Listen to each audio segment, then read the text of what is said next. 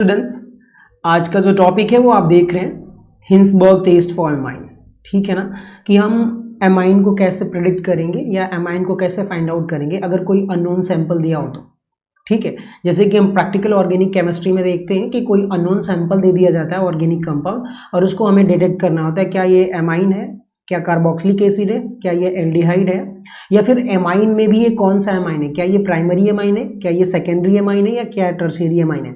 तो आप इसको कैसे डिस्टिंग्विश करेंगे, कैसे डिफरेंस देखेंगे इनमें कि प्राइमरी एमाइन होगा तो कौन सा टेस्ट आएगा, सेकेंडरी एमाइन होगा तो कौन सा टेस्ट आएगा। तो उसको हम अभी सभी रिएक्शंस को हम डिस्कस करेंगे। तो एमाइन को डिफरेंस करने के लिए, डिफरेंशिएट करने के लिए हमें क्या करना है, हिंसबर्ग टेस्ट करना है। ठीक है, तो हम पहले हिंसबर्ग टेस्ट के थ्रू ही हम समझेंगे कि कैसे हम प्राइमरी एमाइन और सेकेंडरी एमाइन और टर्शियरी एमाइन को हम कैसे डिस्टिंग्विश कर सकते हैं। चलिए, तो सबसे पहली बात यहाँ पे ये है कि मैं हिंसबर्ग रिएजेंट क्या है वो देखिए, यहाँ पे लिखा हुआ है हिंसबर्ग रिएजेंट। हिंसबर्ग रिएजेंट जो है, हिंसबर्ग एक केमिस्ट का नाम था जिन्होंने ये जो हिंसबर्ग टेस्ट दिया था उनके नाम पे ही उन्होंने उस रिएजेंट का नाम रखा गया और उस रिएजेंट का नाम क्या है, बेंजीन सल्फोनाइल क्लोराइड। ठीक है, बेंजीन सल्फोनाइल क्लोराइड का कहने का मतलब, यहाँ पे देखिए स्ट्रक्चर आप ध्यान से देखिए, ये मेरा बेंजीन स्ट्रक्चर हुआ, दिख गया बेंजीन। सल्फोनाइल यानी कि सल्फर से दो ऑक्सीजन अटैच्ड हैं डबल बॉन्ड से, ये मेरा सल्फोनाइल हो गया। और क्लोराइड का मतलब क्लोरीन सल्फर से अटैच्ड है। ये पूरे जो रिएजेंट आप देख रहे हो बेंजीन सल्फोनाइल क्लोराइड, उसको हिंसबर्ग ने फर्स्ट टाइम यूज किया था एमाइन को टेस्ट करने के लिए। तो इस रिएजेंट को, इस केमिकल को हम क्या बोल देते हैं, हिंसबर्ग रिएजेंट। दूसरा नाम बेंजीन सल्फोनाइल क्लोराइड। ठीक है, चलिए अब हम बात करते हैं कि अब हम टेस्ट पे आ जाते हैं। टेस्ट का मेन मोटो क्या है यहाँ पर कि हम प्राइमरी है, सबसे पहले हम प्राइमरी एमाइन को डिस्कस करेंगे, फिर सेकेंडरी एमाइन को, और फिर टर्शियरी एमाइन को, और फिर हम बताएंगे कि कौन सा क्या जब प्रोडक्ट आएगा कि मेरा वो प्राइमरी एमाइन होगा। चलिए मैं मान लेता हूं कि मेरे पास एक टेस्ट ट्यूब है। ठीक है, इस टेस्ट ट्यूब में हमारे पास कोई अननोन एमाइन रखा हुआ, हमें ये नहीं पता कि इस एमाइन में कौन सा कंपाउंड है, क्या ये प्राइमरी है, सेकेंडरी है, टर्शियरी है। ठीक है, ये मेरे पास एमाइन है, हमें सिर्फ इतना पता है कि एमाइन कंपाउंड है। इसमें हमें क्या करना है, BSC का मतलब बेंजीन सल्फोनाइल क्लोराइड ऐड करना है, या हिंसबर्ग रिएजेंट आप ऐड करेंगे। जैसे आप हिंसबर्ग रिएजेंट ऐड करोगे तो इनमें प्राइमरी एमाइन जो है बेंजीन सल्फोनाइल क्लोराइड के साथ सब्स्टिट्यूशन रिएक्शन देगा, न्यूक्लियोफिलिक सब्स्टिट्यूशन रिएक्शन देगा और वो प्रोडक्ट फॉर्म करेगा। बात समझ में आ रही है? तो चलिए अब हम उसको देखते हैं, वो केमिकल रिएक्शंस देखते हैं, कौन सी केमिकल रिएक्शन होती है यहाँ पर। तो सबसे पहले यहाँ पर ये देखिए, मैंने एक प्राइमरी एमाइन ले लिया है, मेथाइल एमाइन। ठीक है, NH2, ये नाइट्रोजन के पास लोन पेयर ऑफ इलेक्ट्रॉन है तो न्यूक्लियोफाइल की तरह बिहेव करेगा। और मैंने यहाँ पर जो है BSC को भी मैंने ड्रॉ कर दिया है, हिंसबर्ग रिएजेंट। जैसे ही मैं इस टेस्ट ट्यूब में हिंसबर्ग रिएजेंट ऐड करूंगा तो प्राइमरी एमाइन इसके साथ रिएक्ट करेगी और ये रिएक्शन बेस की प्रेजेंस में होगा। ठीक है, कब होगा, बेस की प्रेजेंस में। तो चलिए सबसे पहले यहाँ पे क्या करते हैं कि ये जो है सल्फर पर क्या करेगा कि न्यूक्लियोफिलिक सब्स्टिट्यूशन रिएक्शन देगा। क्यों देगा, क्योंकि यहाँ पर आप देखिए जो सल्फर से दो ऑक्सीजन और एक क्लोरीन अटैच्ड है, ये सभी के सभी मोर इलेक्ट्रोनेगेटिव है। तो ये ऑक्सीजन भी पुल करेगा इलेक्ट्रॉन, ये भी ऑक्सीजन पुल करेगा, तो यहाँ पर क्या आ जाएगा, पार्शियल पॉजिटिव चार्ज। इसकी वजह से सल्फर इलेक्ट्रोफाइल की तरह बिहेव करता है, और जैसे इलेक्ट्रोफाइल की तरह बिहेव करेगा यानी कि ये न्यूक्लियोफिलिक सब्स्टिट्यूशन रिएक्शन दे सकता है। अब क्या होता है, यहाँ पे देखिए जैसे ही ये इधर सल्फर पे अटैक करेगा तो सल्फर अभी क्या 7 बॉन्ड फॉर्म नहीं कर सकता, मोर देन 6 बॉन्ड, ये 7 बॉन्ड फॉर्म नहीं करेगा। तो ये ऑक्सीजन का पाई बॉन्ड इधर ब्रेक होगा, और जैसे ही ब्रेक होगा तो यहाँ पर निगेटिव चार्ज आएगा। और अगले स्टेप में आप देखेंगे कि ये जो निगेटिव चार्ज है फिर वापस रिवर्स बैक जाता है और ये क्लोरीन क्या हो जाती है, माइग्रेट हो जाती है। क्लोरीन जो है, न्यूक्लियोफाइल जो है रिमूव हो जाता है। और जैसे ये रिमूव होगा तो मैं इसको ऊपर लिख देता हूं। यहाँ पे आप देखेंगे कि एक कंपाउंड फॉर्म होता है, ये देखिए बेंजीन के साथ ये मेरा सल्फर, और ये फिर दोबारा ऑक्सीजन आ जाता है यहाँ पर, और यहाँ पर जो है N, यहाँ पर जो है H, यहाँ पर जो है वो CH3 और यहाँ पे H, और नाइट्रोजन पर पॉजिटिव चार्ज क्यों आया, क्योंकि नाइट्रोजन ने लोन पेयर इलेक्ट्रॉन दिया है, तो जब देगा तो पॉजिटिव चार्ज ऑब्वियस सी बात है आएगा। यहाँ पे क्या होगा, एक बात बताइए, क्या ये स्टेबल है? अभी भी स्टेबल नहीं है, तो यहाँ पे क्या होगा, डीप्रोटोनेशन होगा। इस स्टेप में तो Cl- निकल गया, ठीक है, डीप्रोटोनेशन होगा तो ये बॉन्ड इधर ब्रेक हो जाएगा और फिर जो है यहाँ पर सल्फोनामाइड प्रोडक्ट बनाएगा, ठीक है। कौन सा प्रोडक्ट बनाएगा बोलो बच्चों, सल्फोनामाइड। ये देखिए आप यहाँ पर, ये यहाँ पर N, यहाँ पर जो है CH3 और यहाँ पर H, ये मेरा क्या है, N मिथाइल सल्फोनामाइड प्रोडक्ट बनाया हुआ है। अब यहाँ पे एक चीज बहुत इंपॉर्टेंट है, ये जो सल्फोनामाइड बना हुआ है, यहाँ पे आप देखेंगे ये जो हाइड्रोजन है ना, इसका नेचर क्या है, एसिडिक इन नेचर है।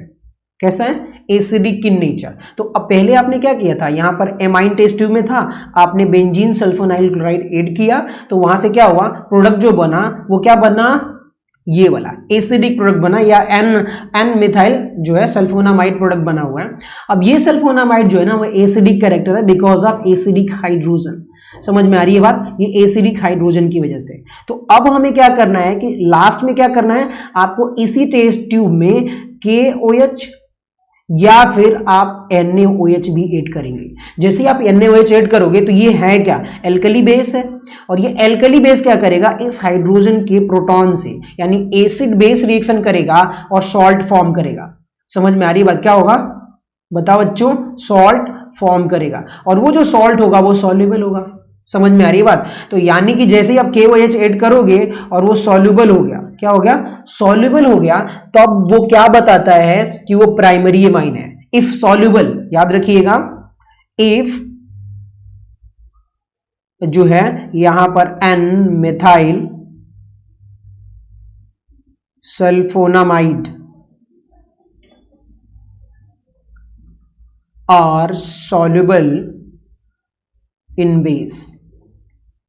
समझ में आ रही है बात, जब मेरा ये जो है सॉल्युबल होगा बेस में तो उसको हम क्या बोलेंगे कि वो प्राइमरी एमाइन है। तो अब यहाँ पे जो हमने ये मिथाइल लिया हुआ था ये अगर सॉल्युबल है, क्योंकि एसिड की वजह से क्या हो रहा है, ये सॉल्युबल है, तो वो मेरा प्राइमरी एमाइन होगा। यहाँ पे जो सॉल्युबल हमें प्रोडक्ट मिल रहा है वो मेरा प्राइमरी एमाइन है, ठीक है। अब बात कर लेते हैं सेकेंडरी एमाइन के टेस्ट के लिए, ठीक है।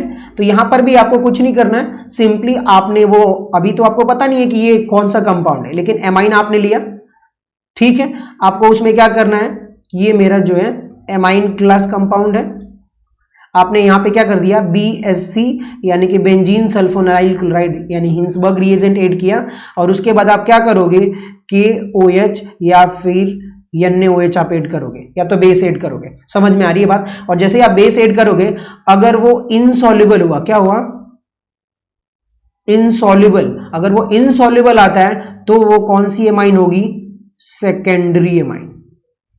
याद रखिएगा इसको, वो कौन सी एमाइन होगी, सेकेंडरी एमाइन।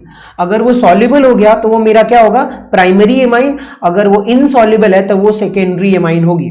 चलिए इसके रिएक्शंस को डिस्कस करते हैं कि क्या रिएक्शंस होगा यहां पर। तो यहां पे देखिए मैंने सेकेंडरी एमाइन ले रखा है CH3, यहां पर जो है एक और CH3 और यहाँ पे H, और ये लोन पेयर ऑफ इलेक्ट्रॉन्स।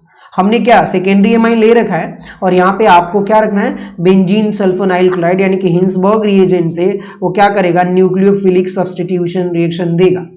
तो यहाँ पे ये सल्फर और ये क्लोरीन, ऑब्वियस सी बात है ये इसके साथ ये रिएक्शन देगा, तो ये बॉन्ड इधर ब्रेक होगा, नेगेटिव चार्ज, और ये वापस नेगेटिव चार्ज जब इधर आएगा तो क्लोरीन जो है रिमूव हो जाएगा।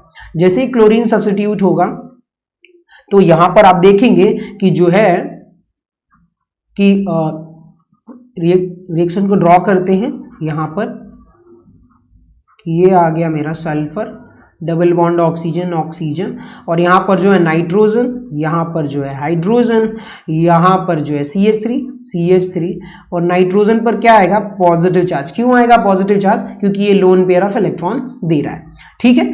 तो अब यहां पर आप देखेंगे कि ये जो है अभी भी अनस्टेबल है। ये कौन सा प्रोडक्ट है, अनस्टेबल, अनस्टेबल है because of the positive charge. तो अगले स्टेप में क्या होगा यहां पर, बोलो बच्चों, डीप्रोटोनेशन,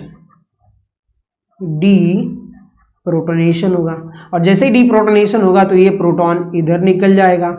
एक बात बताइए, कहाँ, ये प्रोटॉन इधर। अब इसको मैं यहाँ ड्रॉ करता हूँ, ठीक है, इस स्ट्रक्चर को एक बार ड्रॉ करते हैं अच्छे से। तो यहाँ पे आप देखेंगे कि sulphur double bond oxygen, sulphur double bond oxygen, और यहाँ पर जो है N, यहाँ पर जो है CH3, और यहाँ पर भी क्या आ गया, CH3, ये लोन पेयर। अब एक बात बताइए, मैंने क्या किया पहले कि यहाँ पर एमाइन था और उसमें BSC ऐड किया दोनों को, तो मेरा क्या बन गया, NN dimethyl sulphonamide product मिला, ठीक है।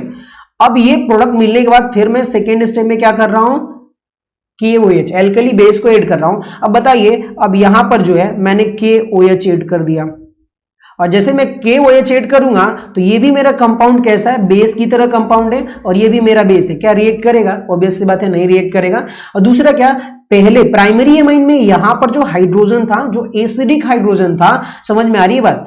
अब एसिडिक हाइड्रोजन की वजह से एसिड बेस रिएक्शन करके सॉल्ट बना रहा था और सॉल्युबल था, पर यहां पर कोई ऐसा एसिड कंपाउंड नहीं है, तो वो रिएक्ट ही नहीं करेगा, सॉल्ट फॉर्मेशन नहीं करेगा, जो कि इनसॉल्युबल होगा। यानी कि KOH में ये जो कंपाउंड होगा वो क्या होगा, इनसॉल्युबल। याद रखिए क्या होगा, इनसॉल्युबल, क्योंकि यहां पर जो है एसिडिक हाइड्रोजन नहीं है।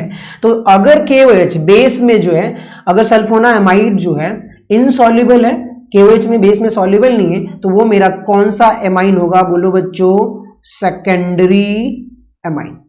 समझ में आ गई बात, कौन सा एमाइन होगा, सेकेंडरी एमाइन। चलिए अब हम बात कर लेते हैं थर्ड टर्शियरी एमाइन के टेस्ट के बारे में।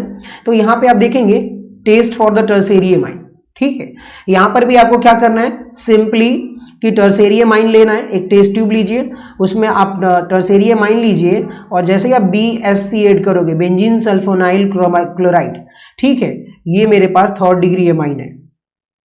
थर्ड डिग्री आपने एमाइन लिया, अब आप क्या करोगे, रिएक्शन करवाओगे, तो ऑब्वियस सी बात है जैसे ऐड करोगे तो यहाँ पे रिएक्शन ही नहीं होगी।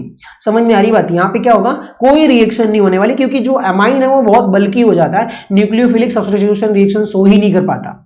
समझ में आ रही है बात। तो यहाँ पे आप देखेंगे कि मैंने ड्रॉ करता हूं मैं यहाँ पर 3 डिग्री एमाइन N, यहाँ पर जो है CH3, यहाँ पर जो है CH3, और यहाँ पर जो है CH3 lone pair of electrons, और बेंजीन सल्फोनाइल क्लोराइड, ठीक है, ये सल्फर और ये मेरा जो है Cl। अब यहाँ पे ये जो सब्स्टिट्यूशन रिएक्शन है ना, ये आसानी से होता नहीं है, क्योंकि ये जो टेट्राहेड्रल शेप यहाँ पे आप देख रहे हो, ये टेट्राहेड्रल सल्फर जो है, अब इस टेट्राहेड्रल सल्फर पे याद रखिएगा, टेट्राहेड्रल जो सल्फर है, टेट्राहेड्रल जो सल्फर है, यहां पर ये अटैक नहीं कर पाता, इतनी आसानी से अटैक नहीं कर पाता, क्योंकि ये बल्की न्यूक्लियोफाइल है। कैसा न्यूक्लियोफाइल है, बोलो बच्चों, बल्की बेस बोलिए या बल्की न्यूक्लियोफाइल, बल्की न्यूक्लियोफाइल है, इसलिए यहां पर क्या हो जाता है, नो रिएक्शन। क्या होता है, नो रिएक्शन।